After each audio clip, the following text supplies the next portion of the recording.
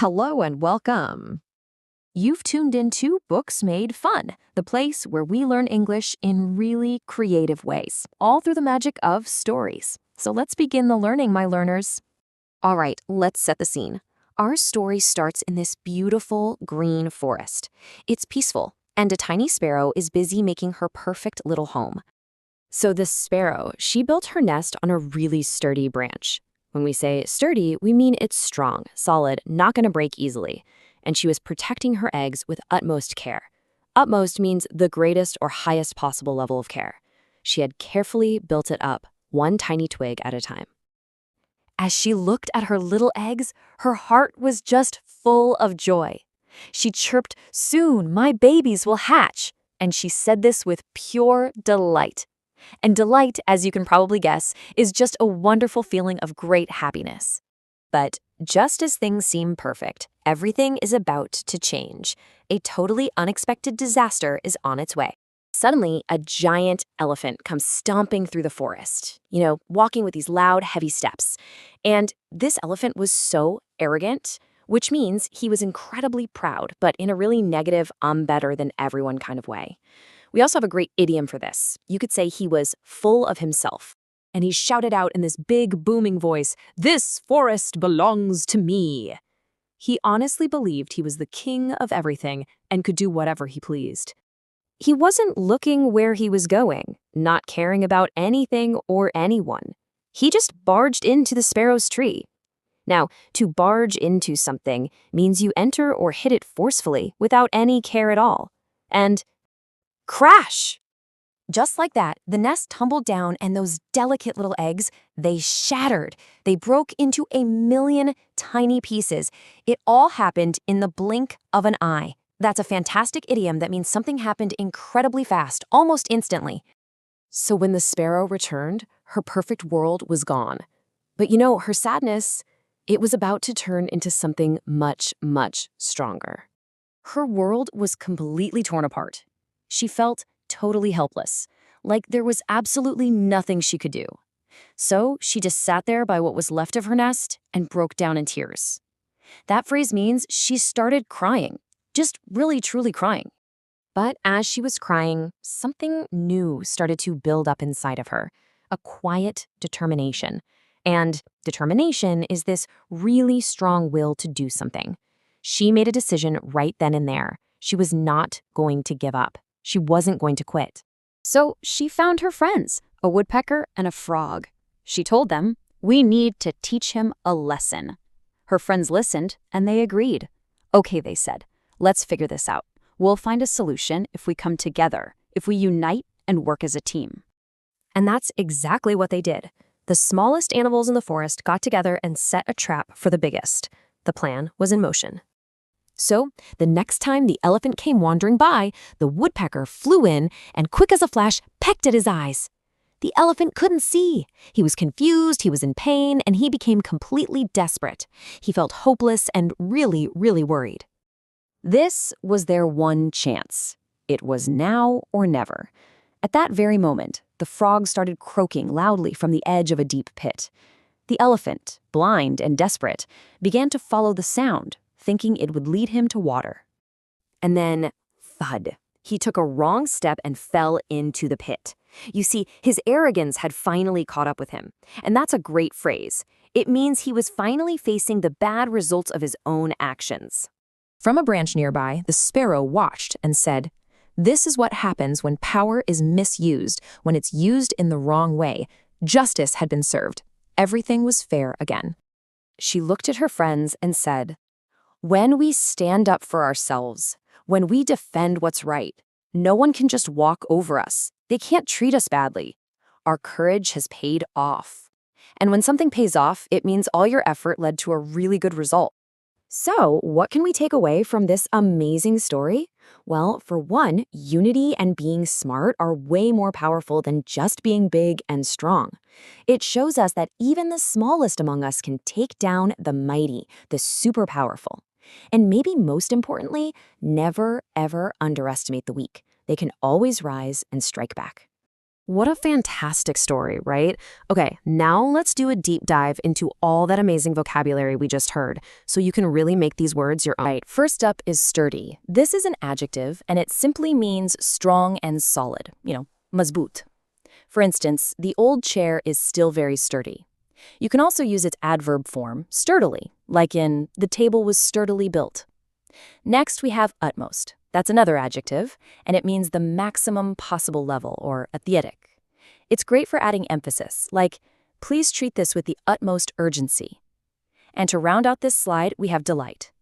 Now, as a noun, it means great happiness, or hushi. Her eyes sparkled with delight. But you can also use it as a verb, to delight someone, meaning you please them greatly. The good news will delight your parents. And the adjective form? That's delightful, as in, we had a delightful evening. Now let's talk about the elephant's actions. The word arrogant is an adjective that means proud, but in a really negative way, khamandi. The noun form is arrogance. His arrogance was his downfall. And the adverb is arrogantly. He arrogantly dismissed her idea. Next is the verb barged, which means to enter forcefully, or zabardasti khusna. The verb forms are simple. Barge, barged, barged. For example, he barged into the room without knocking. And finally, shattered. This is a verb for breaking into a million little pieces, or chaknachur. The forms are shatter, shattered, shattered. Think about this sentence. The news shattered her hopes. Let's get into some of the more emotional words now. Helpless is an adjective for when you're unable to act or defend yourself. Asahai. The noun is helplessness. He was overcome with a feeling of helplessness. Then there's determination, which is a noun that means a really strong will. Sangalp. The adjective form is determined. She is a determined leader. And the verb is determine. We must determine the cause of the problem. And finally, cruel, an adjective meaning you cause pain on purpose, nirdai. The noun is cruelty. We must fight against animal cruelty. And the adverb is cruelly. He was treated cruelly. This slide really shows us the turning point in the story. Desperate is an adjective for feeling totally hopeless, or bebas. The noun form is desperation. You could see the desperation in his eyes. And the adverb is desperately. He desperately needed help. Next, the verb misused. This means something was used in the wrong way. Galit upyokarna. The forms are misused, misused, misused. The noun form is actually the same, misuse. This was a clear misuse of power. And finally, we get to justice, a noun meaning fairness, or nyai. The related adjective is just. The judge made a just decision. And here we really see the stark contrast between our characters. Courage is a noun. It means bravery or sahas. The adjective is courageous. She made a courageous decision. And to describe how she did it, you'd use the adverb courageously. She fought courageously for her rights.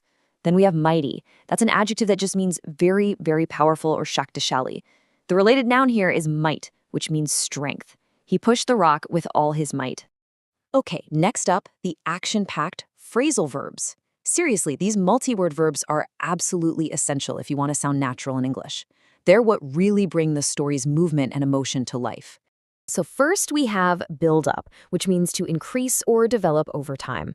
In the present, you might say, he needs to build up his confidence. And in the past, the traffic built up quickly. Next, stomp through. This one means to walk really heavily and angrily. In the past tense, the angry child stomped through the house. And in the present continuous, he is stomping through the mud. And finally, barge into, which means to enter suddenly and rudely. Past tense, she barged into his office. Present tense, he always barges into our meetings. These next few verbs are just packed with emotion. Torn apart means completely destroyed. In the past tense, the family was torn apart by the tragedy. You can also use it in an active sense. The argument is tearing them apart. Then there's break down, which just means to start crying. In the past tense, she broke down when she heard the news. And in the present, people often break down under extreme pressure. And of course, give up, which means to quit or stop trying. Past tense, he gave up too easily. Or you might hear it as a command, don't give up on your dreams. Now let's look at the verbs for problem solving and teamwork. To figure out something means to understand it or solve it. In the future tense, I will figure out how to fix this. Or in the past, she finally figured out the answer. Then we have fall apart, which means to collapse. Past tense, he fell apart after the loss. In present tense, the old book is falling apart. The opposite of that is to come together, which means to unite. Past tense, the team came together to win the championship. And present, the community always comes together in times of crisis. These next verbs really show the friend's plan in action. To wander around is to move without any real direction. Past continuous. He was wandering around town all day. Present tense, we like to wander around the park on weekends. Fly in means to enter a place quickly by flying. For example, in the past tense, the bird flew in through the open window. And follow, which means to go after someone or something. Past tense, he followed the sound to its source. And present, the dog follows me everywhere I go. And here we see the climax of the story start to unfold. To fall into something means to enter a place or situation by accident. In the present tense, it might be a warning. Be careful not to fall into that trap. In the past tense, he fell into the pit. Catch up with. This means to finally face the consequences for your actions. Future tense, his lies will eventually catch up with him. And past tense, his irresponsible past finally caught up with him. And finally, take down, which means to defeat someone or remove them from a position of power. Past tense, they took down the enemy's defenses. Present tense, the champion wrestler can take down any opponent. And these last few phrasal verbs really capture the story's big moral lesson. To stand up for someone or something means to defend or support it. Past tense, he stood up for his friend when others were unkind. Present tense, she always stands up for her beliefs. The opposite of that might be to walk over someone, which means to treat them badly and with no respect. You often hear this as a warning. Don't let people walk all over you. And finally, pay off. This means to end with a good result. Past tense, all her hard work finally paid off. And future, I'm sure this investment will pay off in the long run. Okay, we're on to our final category, essential English expressions. These idioms and phrases are what add all the color and nuance to your speaking. Learning these will really help you sound much more like a native speaker. First up is full of himself. What a perfect way to describe someone who is arrogant or way too confident. For example, after winning the award, he was a bit full of himself. Next, in the blink of an eye, which means something happened incredibly quickly. The opportunity was gone in the blink of an eye. And then, break down in tears. This is such a descriptive phrase, and it means to start crying uncontrollably. She broke down in tears after hearing the news. And here are our final expressions for today, now or never. This really emphasizes that this is the last, most urgent chance to do something. You might hear, if you want to apply for that job, you have to do it today. It's now or never. Then, to teach someone a lesson. This means you do something that makes them realize their behavior was wrong. The big defeat taught the overconfident team a valuable lesson. And finally, rise and strike back. Such a powerful phrase for fighting back after being oppressed or defeated. The people rose and struck back against the tyrant. Okay, it's your turn. Here is your creative challenge. I want you to imagine that the elephant actually gets out of that pit. What do you think happens next? Has he learned his lesson? Tell me the next part of the story in the comments below, and try to use at least 3 of the new words or phrases you learned with me today. Your stories and your feedback mean the world to us, and they really help this channel grow. Thanks so much for joining me, and I can't wait to see you next time.